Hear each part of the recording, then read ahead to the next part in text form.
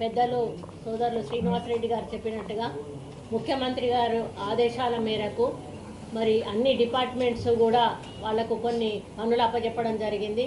ఏ departments ఏ పనులు ఏ టైంలో చేయాలి అని గతంలో మేము ఒక కట్ ఆఫ్ డేట్ పెట్టడం జరిగింది.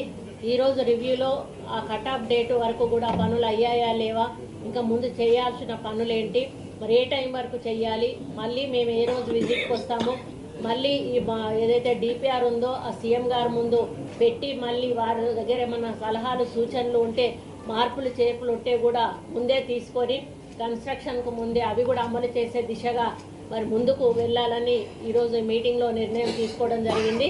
ఇది ఎవరి ఇంటికి సంబంధించిన పండుగ కాదు, ఇది మన రాష్ట్రానికి రాష్ట్ర మరి పేరుకు ప్రగతికి సంబంధించినటువంటి గిరిజనులకు సంబంధించినటువంటి ఒక ప్రముఖమైనటువంటి పండుగ.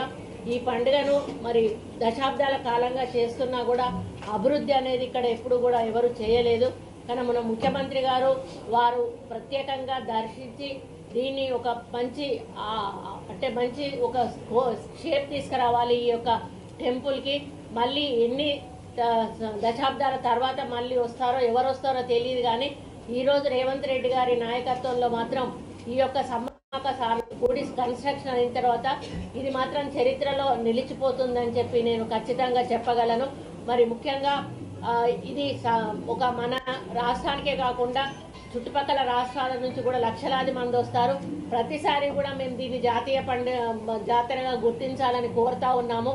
మరి ఈసారి కూడా మేము అదే కోరుతా ఉన్నాము. కిషన్ రెడ్డి గారు ఉన్నారు, బండి సంజయ్ గారు ఉన్నారు, తెలంగాణ బిడ్డలు. మేము పోయి ఇస్తే మాకు క్రెడిట్ వస్తుందని ఎట్లాగో వాళ్ళు ఒప్పుకోరు.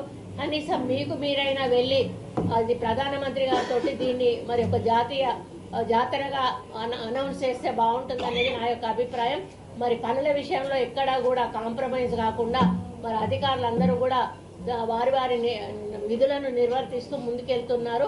అనుకున్న టైంలోనే పనులన్నీ పూర్తయితాయి అనే విశ్వాసాన్ని వెళ్ళిపుచ్చుతూ మరి ముఖ్యమంత్రి గారిని కృతజ్ఞతలు తెలియజేస్తూ సెలవు తీసుకుంటాం.